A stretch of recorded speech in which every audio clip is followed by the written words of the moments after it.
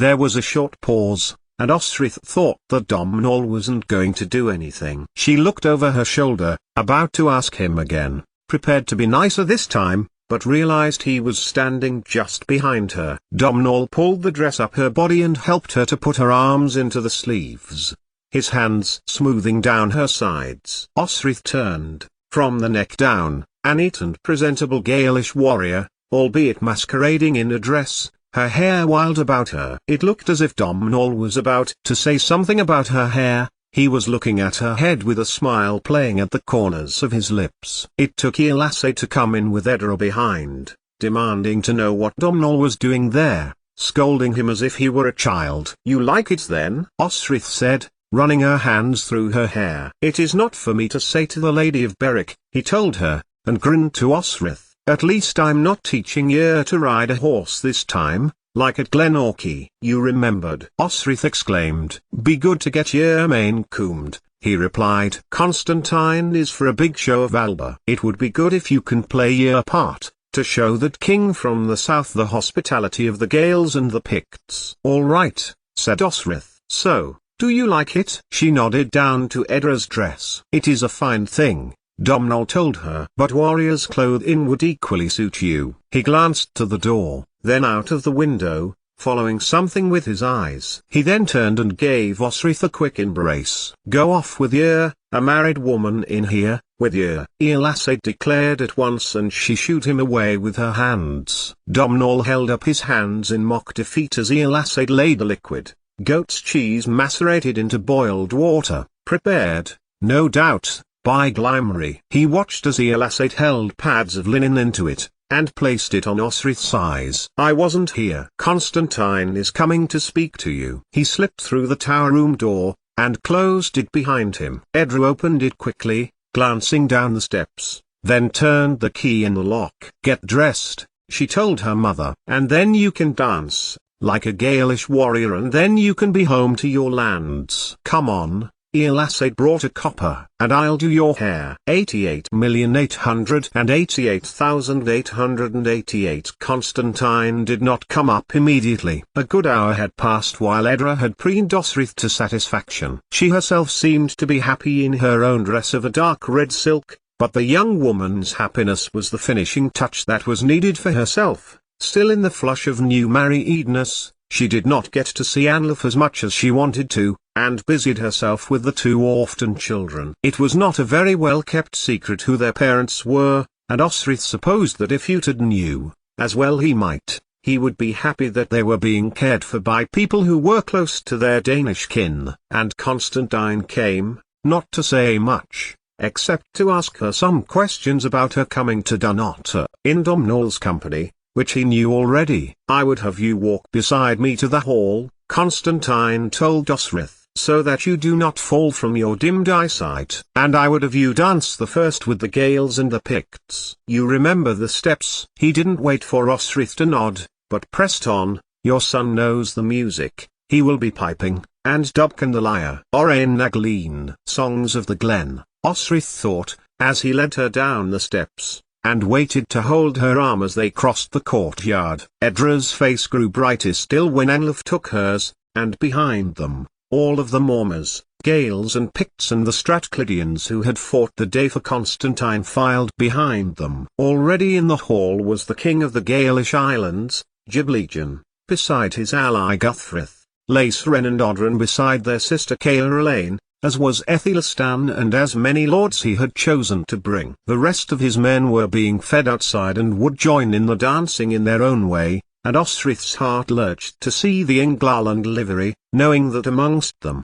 her warriors from Mercia would be there, and with Hywel, the Gwynedians, divided as they were from their spiritual kin, the Strathclydians. There are few women, Uhtred, with Benedetta beside him. Why she had come, Uhtred did not know, other than simply to be with him. She was wearing her winter clothes, clearly on the understanding that Alba was a cold place. Uhtred had encouraged her to take off her fur, at least. "Few women fight in battles," Benedetta replied. She was looking around, looking for, indeed, the women. "Is there no woman here?" "No queen." "No queen," Uhtred confirmed. "The most important woman is my niece, in some respect. Twice she was born of my adopted Danish sister, and Osrith brought her here, to be adopted. Your sister stole a baby? Benedetto asked, looking around the hall. Is this common in Alba? All ready for the Picts to eat them, Utad retorted. He was getting concerned about Finan.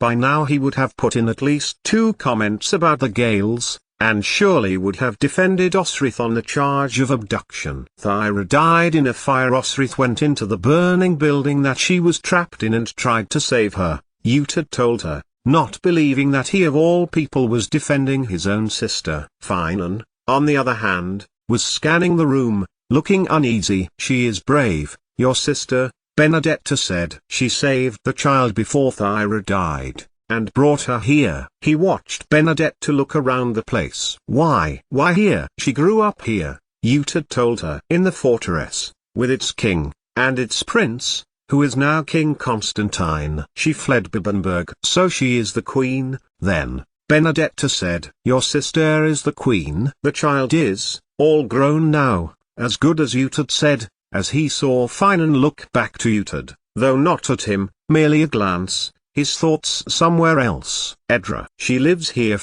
though she is married, her husband is a Norseman. At this, Benedetto spat. You don't like the Norse? Utad asked. I don't like marriage, Benedetto reminded him. All marriage. And I fear for the trouble in the north. Do not leave me, she added, her voice changing to one of panic as Utad made to step to Finan. I won't leave you, Utad reassured her. Is this why you came? Your son was coming. I wanted to protect you too, from your enemies in the north. He has no enemies in the north, Finan told her, awake, it seemed, from his thoughts. He has no enemies in the south. In fact, I wonder what we are even doing here at all. Utad, watching the doors open, clapped his friend on the shoulder. That's why, my friend, he told Finan, nodding as the food was brought in. Food, and your son, who you know will be storytelling and making music for us all. There is that, said Finan,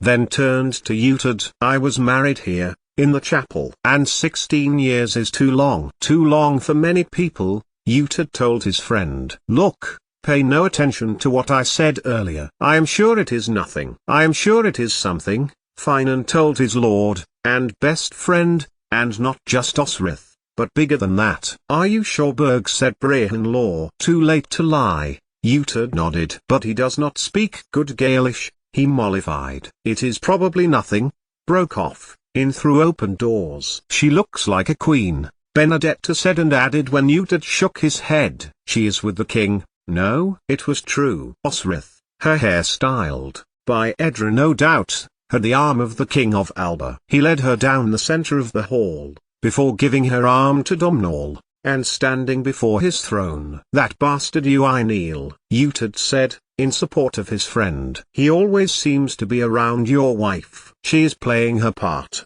because she wants to go back to Beric, Finan replied, though his voice sounded unconvincing. She cannot see as well as she did before, since her shaming your sister, Benedetto mused. She is the queen of this place, even without a title. And when Utad turned deny the fact, the ex-slave, now Utad's woman added, can you not see? Let's get this Kaylee up and going, Finan said aloud, shaking his head as he watched Osrith be led to a chair beside Domhnall and young Finan. Let's see the Gaelish hospitality. And what's that? Young Utad, who had come in after King Constantine, spoke from beside his father. The famed Uisgebetha. The more polite, the more hospitable the host, Finan explained, the more hated the guest. Utad looked around, at the intricate decoration, at the lavish food, at the pomp and ceremony. So that's what Constantine really thinks of Aethelstan then, murmured,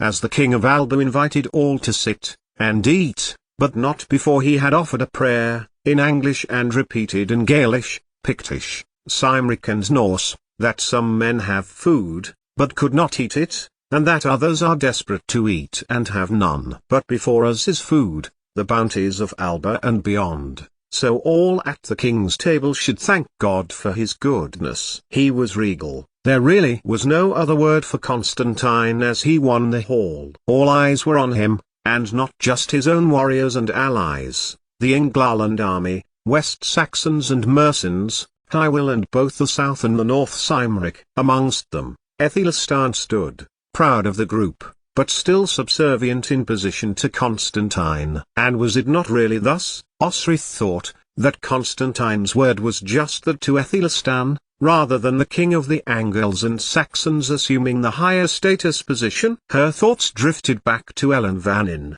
to her words to Anlaf, who was standing to one side of Constantine, and to Owain, representing, as Osrith knew now, from Edra, the cause of Sindlan and the Gwynedians. If they had agreed to passive resistance, to acquiescence, to obedience to Aethelstan, then they were playing their parts to perfection. If she were Aethelstan, Osrith thought, she might be thinking that he had either gained most of the island of Britain, or had come to an impasse that he could not easily overcome. Beside her, Domhnall touched her forearm slightly, as if to reassure her he was next to her. Osrith turned and smiled to him, and looked across to where Osrith could just about make out her brother. Finan was beside him, young Finan and Benedetta. "My brother?" Osrith asked Domhnall. "It is," he confirmed, standing apart from Aethelstan. So it was that he was standing for Bibbenberg, then, for an independent North, bending to Aethelstan as it suited him. If he was for independence, then,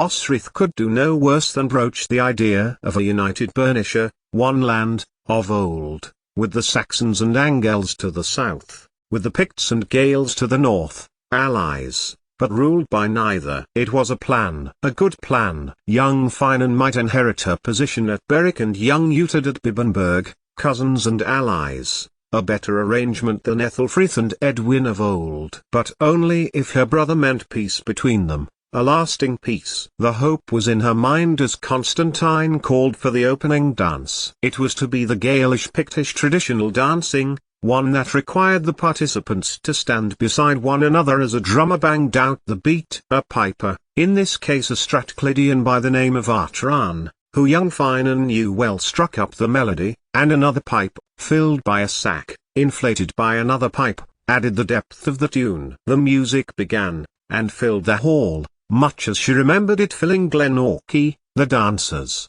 mostly males with a few females amongst them, beat out the rhythm with their feet. This was the Oireann Nagleen, the songs of the glens, developed over centuries, common to all who had lived in all of the British Islands since before the coming of the Saxons. Some of the Cymric of Hywel came to join the players, a lutist stood to the other side of Dubkin, and another piper, and a singer came to add the words. It was a song of the Britons, and sang to their soul, so unlike any of the music that was familiar to Saxon, to Angle, to Norseman. Osrith danced, her feet doing the work, as Malmuir had taught her, as she had danced with Finoli at Team Reach, Tara, when Domhnall's Muthate had wed Flansinna, and when Flansinna was voted as High King by all of the other regional kings. The beat went, step 1, 2 3 4, step cross step, step cross step, step step step step, cross cross cross cross cross. And all the time, the drummer kept the beat, kept the rhythm of the dancers as they danced as kin. Osrith became lost in the dance, aware of the people to the right and left of her. Before her, Edra danced the steps she knew of old, and her adopted daughter and son on either side of her. To Osrith's left was Engus, and to her right, Laesren, heir to the throne of the Western Isles. It did not matter who was where, what mattered was they were all there, dancing as a community, dancing as one, to a shared heritage. There was power in that, power and strength, and, of course, Constantine knew this and was showing it front and center to Aethelstan. Watching back in her mind's eye, at a time more terrible than ever she had believed possible, the dance in the hall of Constantine, there at Dunnottar, reminded Osrith of the war that was to come, where Norse and Dane, Cymric, Gael and Pict stood opposite West Saxon, Mercian and Saxon Northumbrian. Hywel's and Owain's and Constantine's pledge, at the stone at Scone, would be to drive the invaders back to the sea, to give them no choice but to sail back to Frisia, Jutland, Geatland, Zealand, Saxony, Angolan, all of them, leaving the land free of the invader of 400 years before. However, Osrith would think, as rain on a cold October day would begin to seep into the back of her clothing, this did not account for the invaders from Denmark and Norway, who had established themselves not yet 60 years. No, it was from those people, to whom a promise of the vacant land, that the three leaders intended to garner warriors. But this was for the future, a future not too far away, one where the events that were to come could not now be changed. The Cymric Gaelish and Norse allies were already pushing back, hard, against Aethelstan. Aethelstan had already launched the audacious plan to invade Alba that not even the Romans had attempted. As the dance finished, Osrith was aware that Finan was beside her. She turned and he caught her hand and she looked into his face. He looked less serious as he had done earlier that evening and scooped her close to him as she turned to the last step. "Sit with us and eat," he suggested,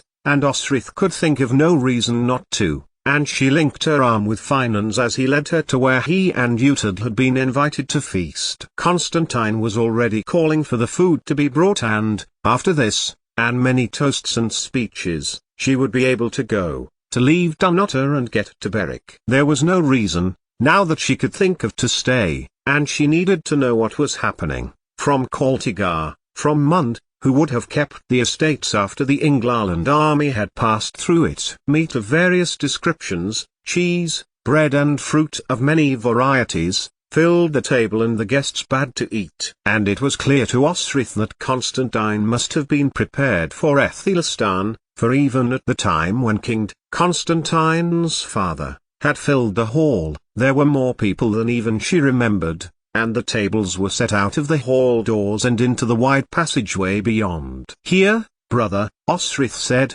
as she took a leg of chicken and passed the meat to Uhtred, who took a large piece and passed it on to young Uhtred. "You came to Dunnottar for the food. Is it to your approval?" A neutral question, one which could not be misconstrued, Osrith hoped would determine whether her was still willing to be friendly. "It is good," Uhtred replied, "though how much of it came from your own estates cannot be established." He took a bite of pork, traded from those in the hills. Osrith took up a piece of soft rind cheese and bit into it. She would know if it were Ria's. Undoubtedly, Osrith agreed, recognizing the taste as sheep milk from her own lads. Or it was true, the outlaws that lived there may well have traded a good deal from Caeligwyd and Berwick. It was how they survived, as did borderlanders everywhere. "Lady Benedetta?" Osrith asked, and tried some Latin. Both Benedetto and young Finan laughed as she tried in Latin. "Mater," young Finan exclaimed. "I can speak English better than you can Latin," Benedetta told Osrith, "and I am no one's lady." She put a piece of cheese into her mouth. "Is good," she told her, and Osrith's heart soared. This, surely, was a thing to celebrate. The first time in their lives, and she and Uhtred were being civil to one another. Finan saw her smile and guessed what it was for. He relaxed a little, watching Osrith engage Uhtred with another neutral topic of conversation, the weather. Neither noticed Constantine look at both of them, and lean over to sat something to Domhnall. More food came, and then a declaration of intention of marriage of Caroline of the Islands by the elderly Gaelish king, Giblegan, to Constantine's nephew, Malcolm. Giblegan was clearly not a young man, and Lacerin and Odrin helped him up to stand before Constantine. Malcolm, who was clearly prepared for the betrothal, paced forward and stood before his father, who took the pale-haired girl's hand in one of his own and in his other took up Malcolm's. Cheering began, and Constantine waited until Caroline and Malcolm had taken one another's hand, before taking them back in his own again. When the betrothed couple had parted, Constantine then turned his attention to his guests. "After this evening," Constantine declared, lifting his cup, "King Aethelstan of the Angles and Saxons will be returning home." More words, about the king's nobility, of the line of Alfred, and the bravery of the soldiers. "That is deliberate, because of course those of Alba are not Angles and Saxons," Finan whispered by her ear, and they all watched as Constantine gave Aethelstan his throne. Osrith was astonished, but then realized that it was not the Alpine throne. Only those who had known King knew that the chair in which Constantine had been sitting was not the throne of the Picts and the Gaels, it was that of Drex, the last king of the Picts before Sained Mac Alpin. Osrith could see it well, for it was that which usually was in the underground cellars of Dunnottar, whose back was carved with Pictish symbols. Mac Alpin had lured the line of Bridi to Dunnottar, invited him as a guest, and his men to feast, offered him his own throne and had them murdered, by pushing them into the cellars where Mac Alpin's men were waiting to cut them down. Only those of Alba would know this symbolism, only those allied to Constantine. Aethelstan would be ignorant of the gesture. Both think they have won here, Osrith said back to Finan. Do you see, it's the Drek's throne? After a pause, Finan nodded. She took his hand, and he hers, while getting to their feet with the Gaels, Picts, Norse and Strathclydians, toasting the Angles and Saxons. Uta did not get up, Osrith noticed, and when she looked back to that night, Osrith could see the factions taking shape, to the minuscule details. Idjal has been asked to recite a poem, young Finan told them, as the young Norseman came over to sit with his lord. And, after more food had been brought, Idjal did indeed tell a poem, about a warrior tricked by another warrior, to learn the law codes one night, or would die a death the next morning. Their warrior had the animals learn several parts and arranged them before him the next day to assist him. Then young Finan held the floor. Osrith listened, her mind captured by her son's words, the story Brittonic, one of Taliesin, of a prince and a princess, of Gwynedd, of Irion. All of Deheubarth, Gwynedd, Strathclyde and Pitland listened, and knew it. And the room took on a softness as young Finan's words dissipated into the air and filled their ears. It was as if silk had been made into sound, into comforting, familiar words. It was only as Osrith's ears heard the end of the story, that she realized her clever boy was not only telling the story in Cymbric, but in Gaelish, Norse and Saxon too, phrase, section at a time. And she watched as little sections of the audience paid attention to him at the right moment. Then, as the story came to an end, young Finan changed tack. He got to his feet, and stood before Aethelstan, bowing to him, and then turning to them all. "What?" he began. "Beowulf!" exclaimed Uhtred, and his astonishment pleased Osrith. It showed her brother's genuine appreciation of her son's talents and, as young Finan told the story of the Geatish warrior, watching as its familiarity pleased the Angles, the Saxons. But, as she listened, it was not all Beowulf. It certainly contained a monster, but this was a flying thing with one eye, heather-colored, with one horn on which it spiked its victims and ate them, a sea monster, whose appearance in the story that appealed to the Gaels. Her heart rose as she saw Uhtred and Aethelstan as engaged as Constantine, watching young Finan as he swooped around the hall, his Gael long, black hair flying round his face as he acted the story, translating between both Anglish and Gaelish, stalking amongst the younger audience, with whom he had grown, scaring Malda by pouncing on him. Selark and Malcolm were watching scornfully as the beast crept into the land. Young Finan disappeared for a moment, treading softly as he was speaking the story, and he trod softly behind him, hissed and took the boy down under the lock, making them jump out of his skin, and causing the assembled company to roar with laughter. Young Finan was home. "I would very much like you to dance with me," came a voice beside Osrith. She turned and saw Domhnall. She felt Finan move beside her as young Finan told how the brave hero comes up with a plan to defeat the monster. "I appreciate you sending Osrith home," Domhnall went on, this time addressing Finan as young Finan pressed on with the tale of woe and loss. "It was an honorable thing to do. And now the danger has passed and my sister will be returning home. This is not her home, for she lives at her estate in Berwick." Uhtred's words were both surprising and strangely reassuring, and Domhnall nodded as Osrith's heart began to lift. Perhaps her plan that they could live beside one another in peace had merit after all. "So I ask, that before she does, she would dance with me," Domhnall pressed. Uhtred put a hand on Finan's sword arm. "Once she and I have danced," Uhtred told him, and nodded to the players, of whose company young Finan had become, and more music, rhythmical but more upbeat, was being played. Athelstan was getting to his feet and had begun to walk over to where Edra was standing. Osrith watched as he asked Anlaf to let her dance with him as Utad took her hand. "No, sister, dance with me," Utad told her, interpreting Osrith's reluctance to leave both Domnall and Finan as a rejection of his offer, and led her to the space before the Drex throne, where partners had arrayed themselves, to lines, to dance to the music. Young Utad had invited Benedetta to dance, and was showing her the steps. When Osrith and Utad came close enough and were at the part where they needed to hold hands,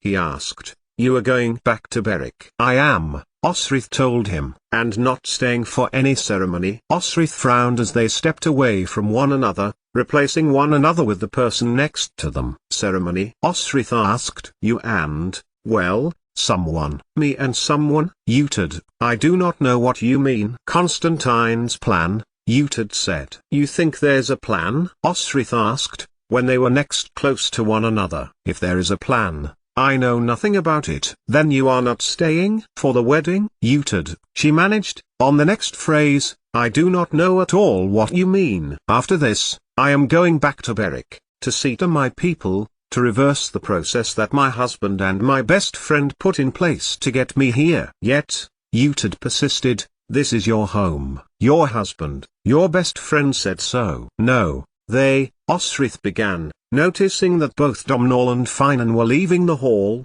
with Eswi. Constantine, too, was no longer there. She looked back to Utad. "My husband knows my place is in Beric. As for Domnall, they are one and the same, are they not?" Utad accused. "Domnall Uineel, he is your intended, is he not?" "You are making no sense," Osrith told him, as they came near the end of the dance, and repeated it in Danish, just to emphasize the point. "My husband, as you know, is your warrior." She narrowed her eyes as the final notes drifted away. "What are you trying to pull?" "What I want, is for you to admit what you know," Utad told her, still holding on to her hands. When Osrith tried to pull away, her brother gripped tighter. "About what?" Osrith demanded. "About Brehon law." "About what Constantine has planned?" "I know nothing of what you speak," Osrith told him. "Let me go." She added. "Let us find out," Utad told her. "I told Finan to ask you, and now he is gone." "Gone?" But before either of them could continue, Berg, one of Utad's Norse warriors, Brother Twigil, spoke. "They are in the antechamber," Berg told him in Danish, as if this was meant to stop Osrith from understanding. "In the hall." Domnall was approaching the hall. "Good," he nodded. "I was coming to find you." "And you, Lord Utad?" Osrith, who was still being held by her brother, went with them, to where Constantine was now waiting for them, in the chamber that she once remembered Domnall standing, being dressed as a king, where she remembered Constantine's father, standing as he listened to Sainid tell him of the Norse threat, although then, none of them knew she was there, listening, in the rafters. But Osrith pulled up, sharply, and for the few seconds that Domnall had walked off, hissed to her brother, "Why are you doing this?" "Me?" He stopped, and looked at her face. "I am married to your warrior." She hissed to him, "I will kill you, in your sleep if necessary, if you are plotting to keep us apart. For I know he will follow you, listen to you above all." What Osrith was not expecting was Utad to pull her to him and kiss her on the forehead. "It was all I needed to hear," he told her. "And I am happy, for both of you." "Now," Utad went on, "let us get this settled." And he strode in the direction that Domnall had come, pushing open the door of the antechamber into which he had strode, in which Finan and Constantine were standing. "What business do you have with this woman?" Utad demanded, before anyone could speak. He thrust Osrith before him, so she was standing in front of Constantine. "With my sister?" he added, looking at Domnall. "What?" Osrith asked, truly lost. "You would take my warrior's wife?" Utad demanded to know. Osrith looked between them. If she were to bet what it was that was being discussed, this was not it. "I have given this long, and deep consideration, and have accepted that I would lower my status to take on a rejected noblewoman," Domnall told him. "Rejected?" Utad repeated, aghast. "By whom?" "Your warrior, Finan Uikenchopper," Domnall told him. I swore at the wedding to take her on should the marriage fail. He looked across to Constantine, who said nothing. Fail? It has not failed, Utad argued back, his hand over the hilt of serpent breath. It has, Domnall told him. He refused to defend her when she was stripped naked. He negotiated that I take her to Dunnottar. Those are the grounds which Constantine has accepted as rejection. And you would merely take her? Utad replied, ferociously. Take her to your bed? Hump her? No, not that, Domnall insisted. It is to prevent her being vulnerable now she is no longer married. It is in the agreement that your warrior and Constantine came to, he added. And is this the Brehon law I have heard about? When Domnall did not answer, Utad crossed beside Finan and took Osrith by the shoulder. Did you know you were no longer married? Utad asked her. What do you mean, no longer married? Why would I be no longer married? She looked at Finan, a panic crossing her heart. We are still married. As far as I know I am. This is Brehon law. Constantine has taken things I have done and bound them to the law. Osrith saw Finan's head fall. How much did he know? What did he know? Osrith wanted to know the answers to these questions, and made to go to him, but Domnall's voice stopped her. He too looked sorry. You did nothing to prevent her shame, he told Finan. I am sorry that King Constantine has come to this decision. I do not recognize this law, nor would my warrior, Utad put in. But then Osrith turned to her brother. Doubts, suspicions born of decades of enmity came to the surface of her mind.